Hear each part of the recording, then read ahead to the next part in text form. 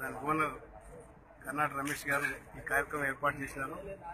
రేపు వరంగల్లో జరిగే బహిరంగ సభకి ఇత్యధికంగా మన నియోజకవర్గాల నుంచి ప్రజలను తీసుకుపోవడానికి ఎక్కడెక్కడనే కూలీలు చేసి తీసుకురమ్మని మన ముఖ్యమంత్రి కేసీఆర్ గారు ఆదేశం ఇవ్వడం జరుగుతుంది. దాని ప్రకారమే ప్రతి గ్రామంలో కూడా ఈ కార్యక్రమాన్ని చేపడుతున్నాం.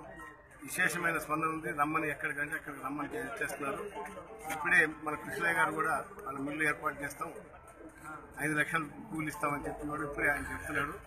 ఆయన ఇప్పుడు మొట్టమొదటిగా మా మిల్లర్ అసోసియేషన్ అధ్యక్షుడు రమేష్ గారు ఈ యొక్క కార్యక్రమానికి అసోసియేషన్ వాళ్ళు స్పందించి ఎమ్మటే 2,11,116 రూపాయలు ఈ కార్యక్రమానికి చేసినారు.